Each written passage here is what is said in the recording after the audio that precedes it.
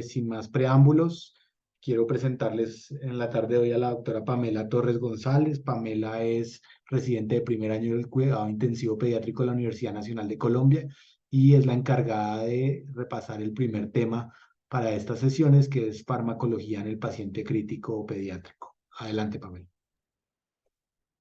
Buenas tardes para todos. Como ya mencionó el doctor, mi nombre es Pamela Torres y soy residente de primer año de la Universidad Nacional. Entonces vamos a empezar a hablar, ay, perdón, que esto no pasó. Ya. Vamos a empezar hablando y recordando la diferencia que existe entre estos dos conceptos que fueron acuñados desde 1972 por Scheiner, en donde recordar que la farmacocinética hace referencia al movimiento de una sustancia desde que ingresa al cuerpo mediante su método de administración, metabolismo y finalmente cómo lo elimino para alcanzar una concentración y cómo con la farmacodinamia esa concentración que yo tuve gracias a esos movimientos va a generar una respuesta terapéutica o un efecto que yo quiero encontrar. Y es por eso que, digamos, en el paciente crítico yo puedo encontrar diferentes circunstancias que vamos a ir,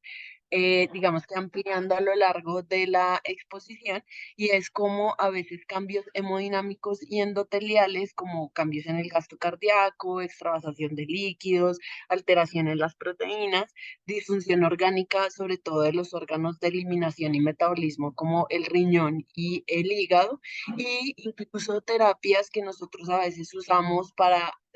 pues,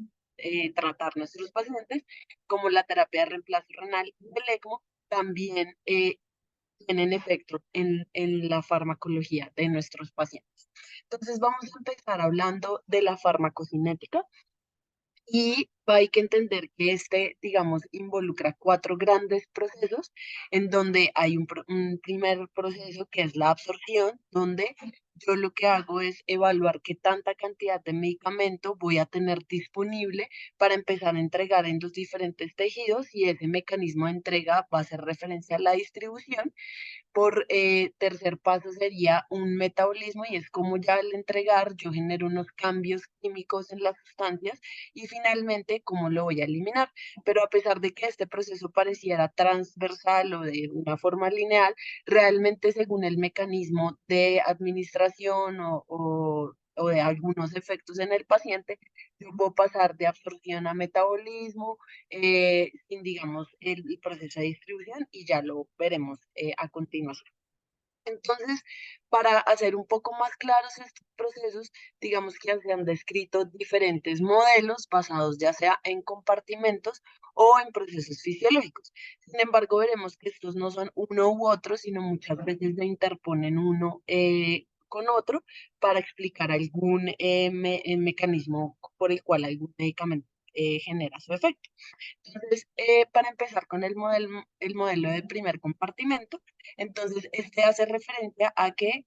em, asume que existe solo un único compartimento central, que va a ser el espacio intravascular. Y este, cuando yo administro un medicamento, este asume que yo voy a tener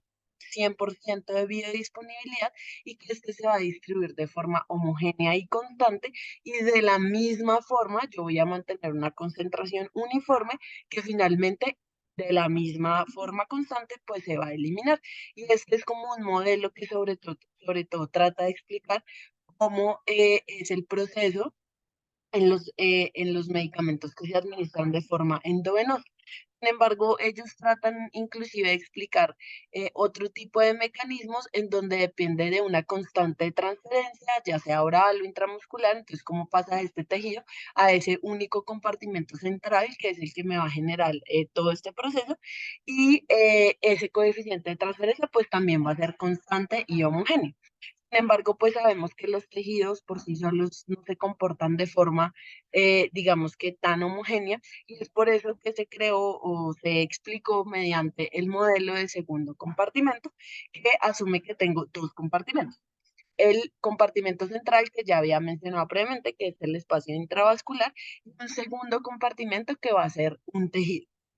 Entonces, este lo que dice es que para que yo tenga disponible el medicamento en ese compartimento central basado en una administración diferente a la vía endovenosa, yo tengo una constante de transferencia similar al primero, pero que esa constante de transferencia va a depender según cada tipo de tejido.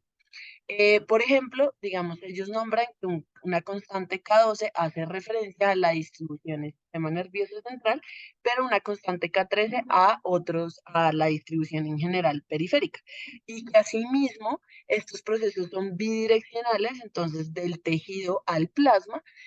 yo lo voy a pasar también con una constante propia de transferencia para después terminar en un aclaramiento que también va a ser una constante de eliminación propia y que va a depender de cada uno de los tejidos. Por último, el modelo fisiológico, digamos que busca la interrelación que hay entre el coeficiente de partición y la perfusión de cada uno de los órganos. Y el coeficiente de partición que hace referencia es a cómo las características químicas propias de cada molécula del medicamento hace una interacción con cada tejido y genera, digamos, o divide esas características químicas de los medicamentos entre tengo medicamentos que son hidrofílicos y tengo medicamentos que son lipofílicos. Y según esas características, interactúa con los tejidos. Los medicamentos hidrofílicos pues van a desempeñarse mucho mejor en entornos acuosos como en el plasma, orina, por ejemplo, y las lipofílicas van a tener una buena relación en las membranas celulares, lo que quiere decir que se van a mover muy fácil a través de los tejidos. Pero además, ellos dicen, no es solo depende cómo es la molécula, sino también qué tan fácil o qué tanto perfume cada órgano. Y ellos entonces dividen eh, a los órganos como tejidos de alta capilaridad y tejidos de baja capilaridad. Los tejidos que son de alta capilaridad, como el pulmón, cerebro, corazón, músculo y riñones, hígado, por ejemplo, lo que van a funcionar o que se van a comportar son como tejidos que van a tener una alta concentración del medicamento, pues porque fácilmente puedo llegar a ellos porque está bien perfundido. Pero por el contrario, tejidos que son de baja capilaridad, como el tejido adiposo, la piel, el hueso, lo que van a funcionar sobre todo es como reservorio de los medicamentos, o sea, ellos se pueden quedar ahí y esto es relevante sobre todo cuando pensemos en toxicidad. Entonces, para empezar el primer proceso farmacocinético, entendiendo un poco y cómo vamos a interactuar con estos modelos, entonces vamos a empezar con la absorción. Y la absorción hace referencia al movimiento del medicamento desde el sitio donde yo lo administro y cómo éste llega al compartimento principal, que sería el espacio intravascular, para tener una biodisponibilidad final de este medicamento y yo poderlo entregar en el siguiente paso de distribución. Entonces, esta absorción depende de características propias del medicamento y características del paciente. Digamos que voy a hablar mucho del tracto gastrointestinal porque después de la entrega o del medicamento, de la administración del medicamento endovenoso, pues la vía oral es el segundo mecanismo de administración más frecuente y pues que va a tener unas implicaciones, ya veremos, metabólicas importantes. Entonces, por eso van a ver que sobre todo hablar del tracto gastrointestinal en el proceso de absorción. Entonces, estas características físico-químicas de los medicamentos involucran inclusive desde qué tan fácil se puede desintegrar la tableta que yo administro, lo que ya mencionamos, si es lipofílico o hidrofílico, el peso molecular, las cargas iónicas que pueda tener esa molécula, el tamaño y la osmolaridad. ¿Esto por qué? Porque según estas características físicas en el epitelio del tracto gastrointestinal, pues va a elegir un método de transporte. Entonces, los mecanismos o los medicamentos que pasan a través de difusión pasiva, em, serán aquellos que tienen una alta lipofilia y son altamente lipofílicos, tienen un bajo peso molecular, no tienen carga iónica y son de tamaño pequeño. Mientras que los medicamentos que pasan por mecanismo paracelular son sobre todo, pues recordemos que las células, ay, perdón, tienen están rodeadas de líquido y pues por tanto van a estar o están en un medio acuoso, van a ser favorecido este mecanismo de transporte por moléculas hidrofílicas. Pero hay moléculas de tamaño grande, cargas moleculares, en donde necesitan mecanismos de transporte activo, ya sea por canales iónicos o por bombas que involucran el gasto de ATP. Y sobre todo estas moléculas son moléculas que no solo se relacionan con el tamaño, sino que son similares a sustancias endógenas. Entonces usan este mecanismo de transporte activo. Pero no solo depende de eso el medicamento para que este pase al espacio intravascular, sino también condiciones de ese tracto gastrointestinal del paciente para que se pueda generar este proceso de forma adecuada. Y esto es gracias al área de superficie absorción. Entonces, pues ya ahí vamos viendo que pacientes que de pronto tengan intestino corto pudieran tener problemas de absorción. El pH del tracto gastrointestinal, que acá en el lado izquierdo les muestro una tabla como a medida que la edad del paciente cambia y pues como ya conocemos en diferentes espacios del tracto gastrointestinal, pues yo voy a tener diferentes pHs. Es importante porque recordar que el pH ácido que tenemos en el estómago, que es el más ácido de la parte del tracto gastrointestinal, va a favorecer que yo pueda tener absorción adecuada de ácidos fuertes y de bases débiles. Por eso es importante que yo tenga un buen pH, que yo lo puedo interferir con los inhibidores de bomba de protones y que van a hacer es precipitarse en los medicamentos que requieren o que necesitan este pH para yo poderlo metabolizar. Em, Como segunda medida, pues el vaciado gástrico, entre más rápido, pues menos tiempo voy a tener para el medicamento esté en el estómago y genere el proceso de desintegración y todo el transporte adecuado. Un volumen de estómago y duodenal, la concentración de sales biliares y la colonización bacteriana. Y esto es importante porque pese a que el estómago es el pH, es el que tiene el pH más básico y donde, digamos, esperamos que exista el proceso mayor de absorción, el restante se va a hacer en el intestino delgado. Y este, gracias a la administración de sustancias que da el páncreas, las sales biliares, pues lo que va a hacer es emulsificar los medicamentos, sobre todo esos medicamentos lipofílicos y de gran tamaño, para que se puedan desintegrar y yo pueda hacer el paso a través de la membrana. Entonces, ya una vez cuando esa cantidad de medicación se administró y alcanzó el espacio intravascular, es que hablamos de biodisponibilidad. Y teniendo en cuenta que la administración endovenosa pues va a ser el 100% de biodisponibilidad, pues ese va a ser el método de comparación con los otros mecanismos de administración.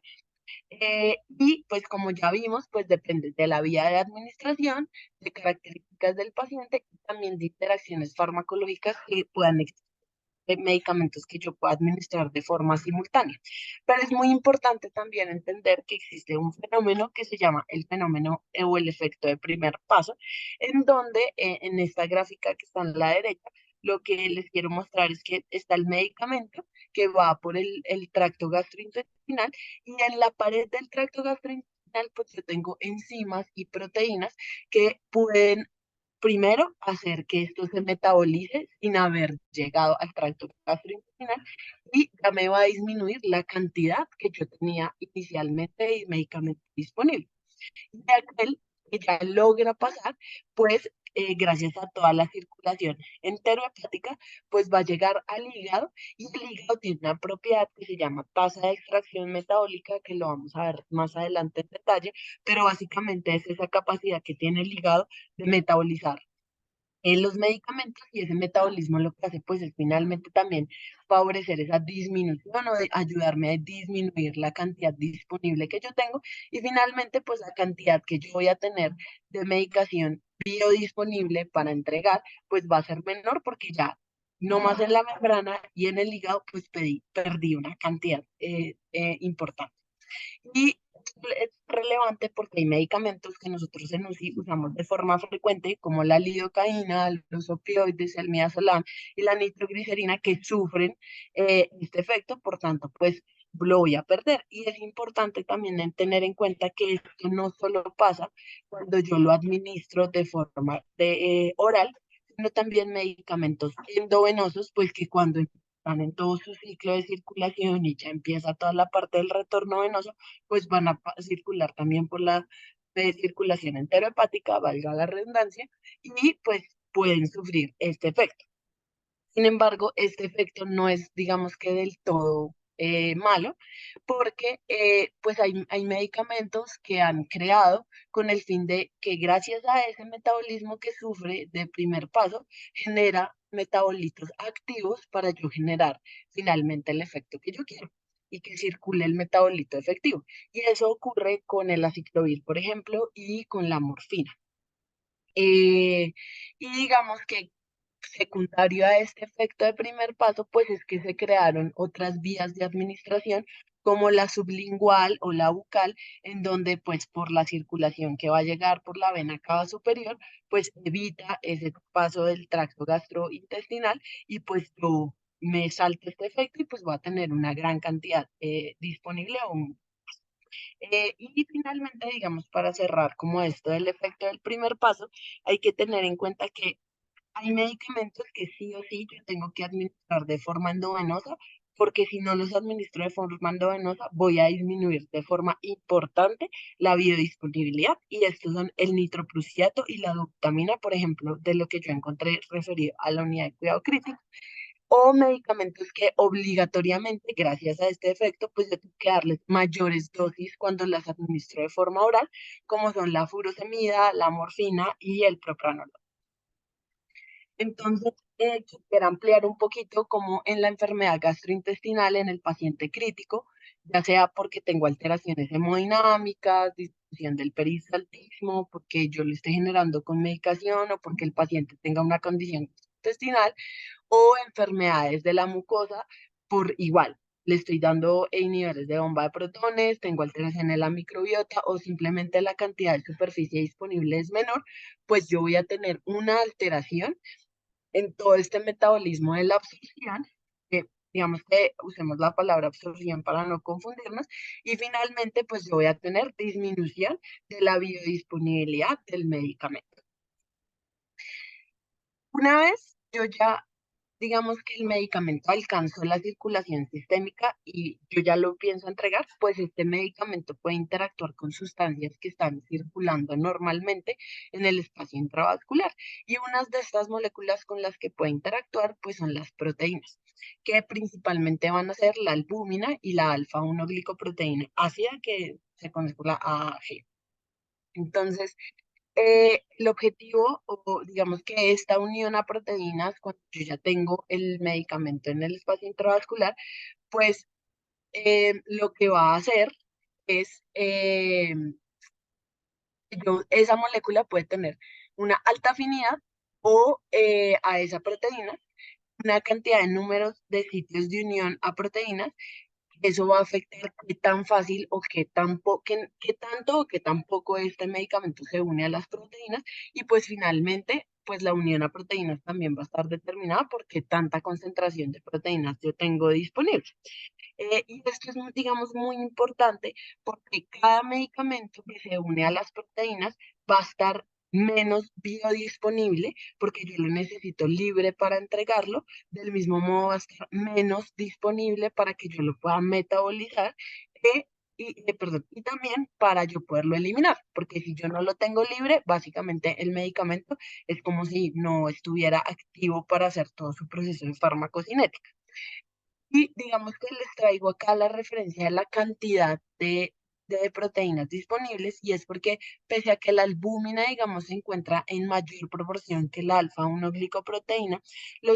dentro de la literatura que revisé mencionan que la alfa-1 glicoproteína ácida es muy importante en los pacientes críticos pese a su baja concentración, porque se ha visto que cuando en estados de inflamación, em, infección, trauma, cáncer, este puede aumentar de una manera considerable, lo que va a hacer que el medicamento esté menos biodisponible porque se va a unir fácilmente a esta proteína. Y por el contrario, también cuando bajan los niveles de proteínas y sobre todo baja importante la alfa-1 glicoproteína ácida, se ha visto que al evaluar la biodisponibilidad, este tiene un mayor efecto de aumentar esa medicación o tener más biodisponible el medicamento que si yo tuviera la albúmina baja. Fue lo que yo encontré en la literatura. Y este estudio que les traigo acá, que lo hizo Bennett y Honor en 2002, lo que ellos querían era demostrar medicamentos que estaban descritos como que tenían una alta unión a proteínas, que eran como 452 medicamentos, y como estos que tenían alta unión a proteínas tenían baja fracción libre o baja biodisponibilidad, que ellos lo definían como una concentración que fuera menor del 30% que yo tengo disponible.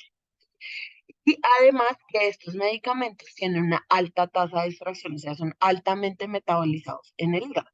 Y ellos lo que se dieron cuenta con esto es que estos medicamentos que les tengo acá en el recuadro, son muy susceptibles de sufrir reacciones de biodisponibilidad según la cantidad de proteína que yo tenga disponible. Entonces, si yo tengo baja proteína, pues este va a aumentar la fracción de medicamento libre y con esto aumentar la disponibilidad. Y por el contrario, si tengo altas proteínas, pues va a estar más unido. Y esto es relevante porque yo puedo estar generando toxicidad en pacientes que estén con hipoalbuminemia o baja unión pues con bajas proteínas, y vemos que, y ellos se dieron cuenta que gran parte de los medicamentos que sufrían este fenómeno o que se veían altamente influenciados por esto, son medicamentos que usamos de forma constante en la unidad de cuidado crítico, y ahí les traigo como unos de los más frecuentes de ellos. Entonces, ya una vez se absorbió el medicamento y yo ya lo tengo disponible en el espacio intravascular, pues yo voy a empezar a distribuirlo a través de los tejidos. Y como ya vimos, pues esta distribución puede estar influenciada, una por la unión a proteínas, que ya vimos que si estoy unido a proteínas, no lo puedo entregar a los tejidos. Segundo, el flujo sanguíneo, y vemos y recordamos en el espacio cómo el modelo de fisiológico en relación a la capilaridad tiene una relación, pero sobre todo en los capilares, cómo pasa el medicamento a través de esos capilares. Y volvemos otra vez a los mecanismos de transporte, que son moléculas pequeñas, difunden de forma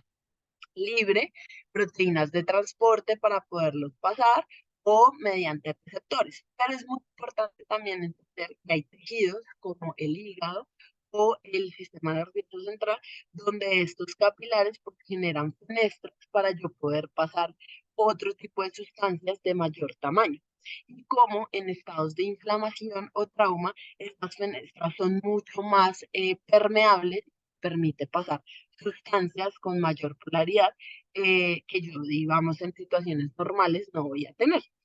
Y otra condición muy importante en, en la distribución, pues es la composición corporal, haciendo referencia a la cantidad de volumen, o sea, de agua corporal total que yo voy a tener. Y es importante entender que a mayor agua, pues yo voy a hacer más afinas sustancias hidrofílicas, como salicilatos, dioxina o fenitoína, y que si yo estoy con, que si yo tengo más agua, en el espacio extracelular, ¿sí? Esto lo que va a generar es que estas sustancias hidrofílicas, pues más fácil van a pasar a estos espacios extracelulares, pero el problema de yo entregar a los tejidos es que finalmente la concentración que yo voy a tener en el espacio intravascular, pues va a ser menor y probablemente el tiempo y sobre todo el tiempo que yo voy a tener disponible el medicamento, pues va a ser mucho menor. Entonces hay que entender que estados de hipervolemia, pues aumentan el volumen de distribución, así como la citis, derrames cerebrales, por ejemplo. Em, Hay que entender que es el concepto de volumen de distribución en donde yo ya tengo la molécula que absorbí, llegó a ese espacio intravascular y básicamente lo que habla el volumen de distribución es esa cantidad de sustancia que yo tengo disponible en un volumen de un fluido. Y esta sustancia pues está atravesando por procesos de transporte de una forma, digamos que, por decir, constante según el tejido y que en la medida en que éste se entrega y se distribuye de forma homogénea, pues vamos a encontrar ese equilibrio de distribución. Sin embargo, pues esto no es tan equilibrado porque esto depende de varias condiciones y es el peso molecular de del medicamento, qué tan fácil se une a las proteínas, qué tan fácil también es afín a ese tejido, qué tan buena permeabilidad tiene, las características lipofílicas, que las membranas celulares eh, tienen sus bicapas lipídicas, entonces es mucho más fácil atravesarlas cuando es lipofílico y cuando no tiene carga. Y yo puedo medir este volumen de distribución según la forma del medicamento. Entonces, un volumen de distribución de medicamentos endovenosos, que eso se llama el volumen de distribución aparente, lo que yo voy a medir, es esa cantidad de sustancia que yo obtengo cuando doy una concentración rápida, o sea, cuando yo administro un bolo y mido ese momento, pues es en ese momento cuál sería el volumen de distribución. Pero por el contrario, cuando yo tengo moléculas que son absorbidas, o que empiezan a distribuirse por los tejidos con mayor afinidad, lo que voy a hacer, o yo tengo que tener una relación entre el volumen o la cantidad de medicamento que yo tengo en el espacio intravascular, en el espacio de los tejidos, y también en cada uno de estos espacios, cómo está unido a las proteínas. Y aquí traigo un ejemplo muy importante para entender cómo el volumen de distribución afecta a los pacientes críticos y traigo este estudio que hicieron este año en Cincinnati en los pacientes con sepsis, donde querían ver cómo se estaba comportando la ceftriaxona a medida que iba pasando el tiempo de evolución de la enfermedad. Ellos se dieron cuenta que los pacientes en estado crítico, sobre todo en estados tenían alto volumen de distribución gracias a la vasodilatación, a la capilar, la hipoalbuminemia y la sobrecarga hídrica. Y recordemos que si yo tengo alto volumen de distribución, pues mi medicamento se me va a quedar en los tejidos, tengo bajo en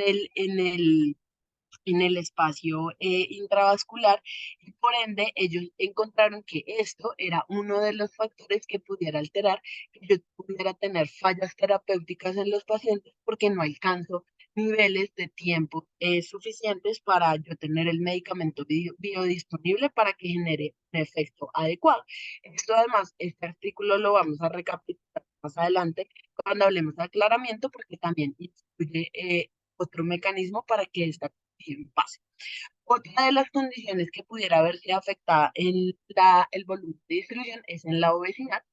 donde yo inicialmente puedo decir que tengo un aumento del vaciamiento gástrico, perdón, ahí es baja disponibilidad porque básicamente, rápidamente hago un vaciamiento gástrico, o sea, el medicamento no tiene el tiempo suficiente para ser absorbido y además un alto volumen de flujo sanguíneo gastrointestinal, eso hace que rápidamente se lo pudiera eliminar, pero además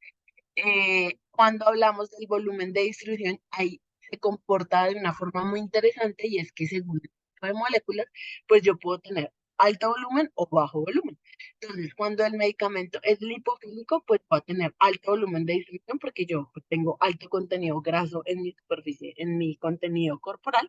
y esto va a generar que esas sustancias van a tener dosis subterapéuticas como las benzodiazepinas y el fentanilo, pero digamos que también es relevante que esto, recordemos, funciona también como reservorio. Yo pudiera generar efectos que lentamente o me voy a demorar en poder eliminar este medicamento, pues porque yo lo tengo muy adherido a este tipo de tejidos. Y ellos dicen que, pues digamos que para los sedantes, pues no sería como una condición adecuada, pero en otro tipo de medicamentos lipofílicos, yo debería ajustar la dosis de la medicación según el peso actual del paciente. Por el contrario, cuando yo tengo medicamentos hidrofílicos, estos pues van a tener bajo volumen de distribución, pues porque mis tejidos van a tener alto contenido de grasa y por lo tanto yo puedo tener dosis mayores a las que yo quisiera, como con la morfina o vancomicina, y pudiera generar sobredosis. En ellos, en este tipo de medicación, yo debería ajustar la dosis al peso ideal del paciente. Y adelantándonos un poco al aclaramiento, pues ellos por el hígado graso van a tener bajo aclaramiento hepático porque el metabolismo de la CYP va a estar alterado y además van a tener alto volumen de flujo sanguíneo renal, entonces van a tener una tasa de eliminación mayor. Otra condición que altera el volumen de distribución es el ECMO, en donde uno, yo voy a aumentar el volumen circulante porque tengo que ocupar un espacio que está en el circuito. Y eso hace además que yo tenga menor disponibilidad de los medicamentos hidrofílicos, pues porque voy a tener alto volumen de distribución de ellos. Pero además afecta a los medicamentos lipofílicos porque estos tienen una alta absorción en esos circuitos y en la membrana y esto digamos que es una condición relevante que uno tiene que tener en cuenta, sobre todo con la sedación como el fentanilo y el midazolam. Por eso en estos pacientes recomiendan una de las estrategias de sedación con morfina para evitar esta condición. Entonces, ya entendiendo que lo distribuí, llegué a un tejido, ¿cómo lo voy a metabolizar? Y ese metabolismo, finalmente, ¿qué es lo que hace referencia a que yo entregué un medicamento y lo voy a transformar para que sea detoxificado y fácilmente lo pueda eliminar? Y esto, digamos, se hace mediante dos procesos importantes que ocurren en el hígado, o digamos que la mayoría ocurre en el hígado, pero no es el único órgano que pudiera hacerlo. Hay medicamentos que se pueden eliminar en el pulmón, como el propofol, o inclusive en los hematíes, como el tacrolimus, por ejemplo. Entonces, pero pues digamos que la mayor relevancia se la lleva el hígado y este tiene dos fases, pero digamos que yo en lo que entendí, más que fases, en dos procesos diferentes por los cuales yo los puedo metabolizar. Entonces, tengo los mecanismos de fase uno, que son básicamente reacciones de modificación en donde yo oxido, reduzco o genero hidrólisis gracias a la famosa P450 y esta va a generar moléculas con polaridad que básicamente, finalmente lo que yo quiero es que estas sustancias sean hidrofílicas con el fin de yo poderlas eliminar fácilmente en el riñón. Y los mecanismos de fase 2 lo que hacen es conjugar, agregando ya sea un grupo hidroxilo o un grupo amino, o quitando esa carga lipofílica. Y eso hace como cuatro enzimas, que es la UGTS, la N-acetiltransferasa, la metiltransferasa y la sulfotransferasas. Pero estas pueden ver afectadas pues, por las interacciones farmacológicas, que es algo que yo tengo que tener muy en cuenta los pacientes. Pero existe, digamos que otro mecanismo que no involucra el metabolismo hepático y es la eliminación de Hoffman, que básicamente lo que hace es que yo las aminas las transformo en sales de amonio que gracias a la temperatura y al pH se van a eliminar de forma, digamos que a medida que van circulando, sin necesidad de yo pasar por el hígado, y esto es una forma de eliminación muy relevante en los relajantes como el cisatracurio o el atracurio. Entonces, entender que en la enfermedad hepática, pues evidentemente se va a ver afectada el metabolismo, sobre todo por lesiones de isquemia, que ya vamos a ver más adelante, porque este es uno de los mecanismos para yo poder eliminar los medicamentos, y que sobre todo no solo la enfermedad hepática va a comprometer el metabolismo, sino también la distribución o la cantidad de medicamento disponible, pues porque yo finalmente va a afectar la cantidad de proteínas que yo tengo disponibles y pues esa actividad de CYP, entonces entender que sobre todo cuando yo tenga enfermedad hepática, los medicamentos que tienen mecanismo de fase uno son los que se van a ver afectados y va a haber un retraso en la eliminación de estos medicamentos lipofílicos y yo tengo un aumento de la disponibilidad finalmente de la medicación. Entonces, esto quiere decir que yo tengo alto riesgo de toxicidad en los medicamentos cuando tengo enfermedad hepática.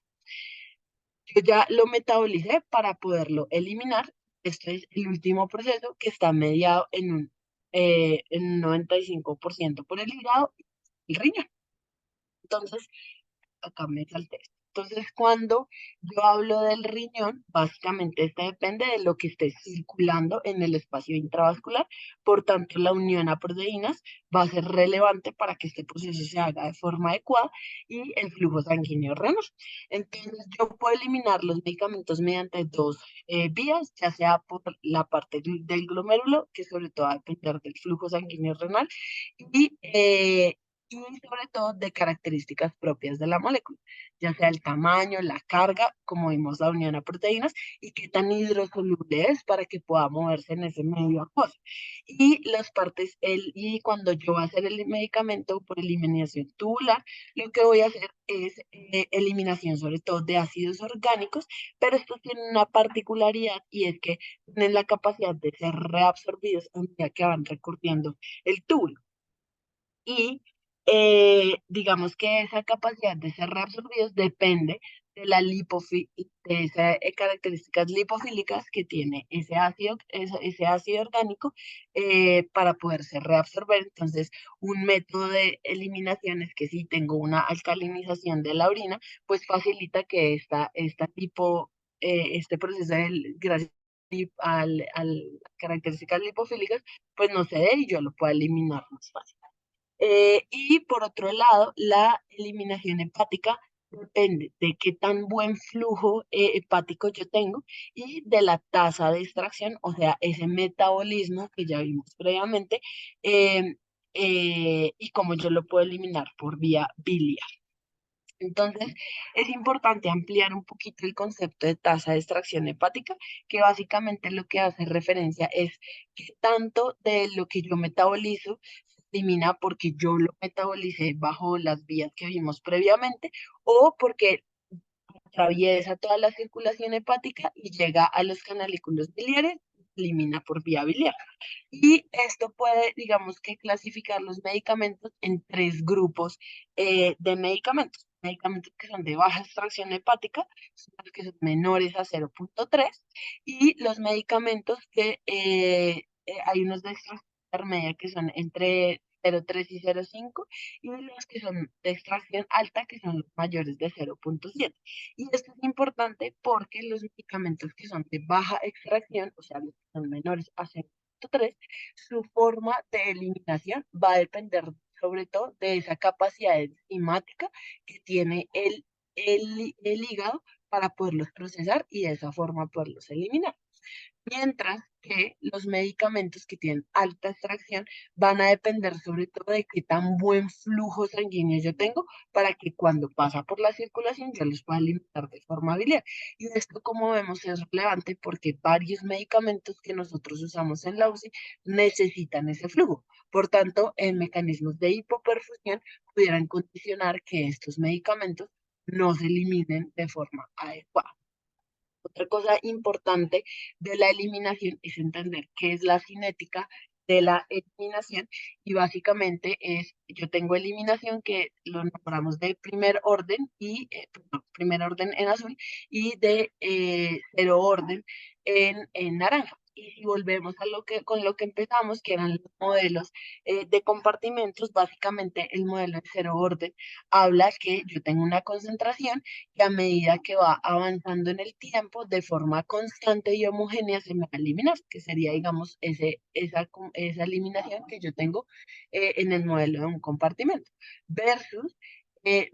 cuando yo tengo un mecanismo de eliminación que pudiera llegar a ser saturable y que se va disminuyendo la velocidad de la concentración, va disminuyendo de una forma mucho más rápida en el tiempo, pero que va a ser constante. Y esto va a ser constante porque en el modelo de Michael Menten, básicamente lo que ahí se quiere explicar es que a pesar de que yo tenga una concentración o aumente la concentración, voy a tener un límite en la eliminación y ese límite en la eliminación va a estar determinado por las enzimas que finalmente van a ser saturables. Entonces ya una vez yo ya lo sature, por más cantidad de medicamento que yo tenga disponible, no lo voy a poder eliminar. Y es importante entender en esta gráfica que yo tengo un tiempo de eliminación de vida media, ¿sí? En donde yo llego al, digamos, al 50% de velocidad de poder eliminarlo, o a una concentración. Y esta relación de vida media es importante porque cuando yo tengo una sustancia que está comportándose por en este pedazo de la curva, quiere decir que yo tengo una alta afinidad a la enzima, entonces como vemos, pues rápidamente yo la puedo eliminar. Pero a medida que yo supero este tiempo de eliminación media, yo lo que encuentro es que mi enzima va a ser menos afín y pues voy a tener menos velocidad en la eliminación de la sustancia. Y este mecanismo, digamos, de eliminación, o cuando yo estoy hablando de eliminación, pues yo tengo que también entender el concepto de vida media, que es básicamente el tiempo que yo me tomo para poder encontrar el 50% de la concentración de la medicación. Y otra vez volvemos al modelo del primer compartimento, en donde como todo se elimina y todo se mueve de forma constante, tengo una concentración que a medida que llego a un tiempo medio, pues se supone que a la mitad del tiempo yo voy a tener el 50% de lo que yo administré. Pero en los medicamentos o en los medicamentos que se comportan como modelo de segundo compartimento, o estos que yo administro diferente a una vía endovenosa, lo que yo voy a tener son dos tiempos que son que van a definir qué tan rápido yo puedo llegar a esa vida media. Y estos dos tiempos van a ser representados, digamos que en la línea A, que esto me muestra esa velocidad de caída en la concentración que va a depender de qué tan fácil o qué tan rápido este se distribuye a los tejidos. Y una vez lo distribuyo, pues tengo una concentración que me queda residual intravascular, que es finalmente el que de verdad yo voy a eliminar, que es la vida media realmente que se va a basar, es después de ese momento de administración. Y es muy importante entender ese concepto de vida media, porque a partir de ahí yo voy a entender qué es el estado estable. El estado estable básicamente es que yo tengo la cantidad de medicamento que tengo disponible es la misma cantidad que yo tengo eliminado. Y esto es relevante porque esto es lo que me va a hablar es ese mecanismo de mantenimiento de medicación para yo poder tener la dosis o la concentración adecuada para poder tener un efecto en la farmacodinámica. Entonces, esto depende de la forma en la que yo lo administre. Vemos en la gráfica de la izquierda como con línea roja cuando yo administro un medicamento en infusión continua, pues yo voy lentamente aumentando la concentración, y cuando yo tengo bolos o administración intermitente, pues este varía mucho más a altas dosis, bajas dosis, pero finalmente trata de estar en un momento constante. Y ese espacio en el que yo tengo o tengo ese momento de mantenimiento es lo que hablamos de estado estable, que se describe que son básicamente de 4 a 5 vidas medias en los medicamentos. Y esto también es muy importante porque por eso es que damos dosis de carga en los medicamentos para rápidamente yo poder alcanzar ese estado estable y poder llegar a esa dosis y a esa concentración, perdón, ideal para yo encontrarlo. Entonces, nuevamente, vuelvo a este estudio de sepsis que ya les había mencionado previamente, en donde ellos como evaluaron a lo largo de la evolución de la enfermedad, cómo se comportaban, pues la evolución de la enfermedad y cómo esto afectaba la medicación. Entonces se dieron cuenta que en sepsis yo tengo momentos de alto gasto cardíaco y momentos de bajo gasto cardíaco. En esos momentos de alto gasto cardíaco, pues como yo, el flujo sanguíneo está aumentado, básicamente pues yo aumento el aclaramiento y voy a tener menos concentración del medicamento. Y esto es muy relevante porque esto asociado a esa alta biodisponibilidad, perdón, alta distribución que había mencionado previamente, pues esto hace que la cantidad de medicamento que yo tenga en esas fases iniciales, en este caso esta extracción, pues van a ser menores y por tanto el efecto final que yo voy a tener va a ser menor y ellos notaban que estos pacientes que tenían estas características de alto gasto y todo lo que vimos previamente de lo que condiciona un volumen de distribución aumentado, pues generaba fallas terapéuticas y por final condiciona a mayor mortalidad. Y ya cuando esto, digamos que el estado de choque se perpetúa, pues yo voy a tener bajo gasto cardíaco y disminución en el aclaramiento. Entonces me voy es para el otro lado, donde pues voy a tener mayores dosis de medicamento y pues riesgo de toxicidad. Entonces, digamos que esto me pareció muy interesante porque nos permite plantearnos que realmente yo no debería estar, pues sí debería estar pendiente de una dosis, pero sobre todo como esta la puedo ajustar realmente al paciente según el momento y la enfermedad en la que él esté, para que yo finalmente tenga el objetivo terapéutico que yo espero. Y esto también es muy importante porque se ha descrito que en los pacientes en cuidado crítico yo tengo un aumento de la tasa de eliminación renal, sobre todo en pacientes en CIR, pacientes con alta, con fluidoterapia, con agentes vasoactivos, que básicamente lo que van a hacer es lo que ya mencionamos en sepsis, aumento de la vasodilatación, aumento del gasto cardíaco, que finalmente pues me va a aumentar la precarga renal y yo tengo un aumento en la tasa de filtración, que esto se ha descrito, digamos, en rangos entre 130, 150, digamos que no hay como un dato puntual de cuándo yo estoy teniendo una tasa de filtración aumentada, pero pues es mucho más de lo que un paciente tiene usualmente y sobre todo se ve que son pacientes que son previamente que no tenían comorbilidades, que la enfermedad realmente menos severa, que tengo, pues la causa fue trauma, quemaduras, secundarias cirugías mayores, sepsis o pacientes con patología hemato-oncológica, los que mayores riesgos tienen de generar aclaramientos renales o tasa de filtración mayor y pues que esto va a condicionar a que yo voy a tener falla en la respuesta terapéutica porque voy a tener mayor eliminación del medicamento que yo espero tener. Y digamos que no solo es importante en la eliminación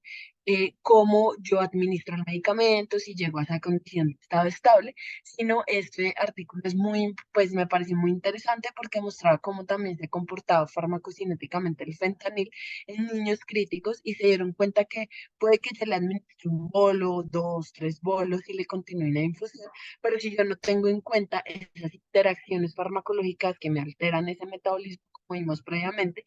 yo tengo medicamentos que inducen esas enzimas para que ese proceso de eliminación se dé más rápido, pues así yo le dé los bolos, la cantidad de concentración que yo voy a tener, pues va a ser mucho menor. Y en este caso, los inductores de enzimáticos para la fenitoína, pues son la carbamazepina, fenobarbital, fenitoína, bosentan, clobazam, prednisona, que son medicamentos que también usamos con frecuencia en la unidad de cuidado crítico y no tenemos en cuenta esas interacciones.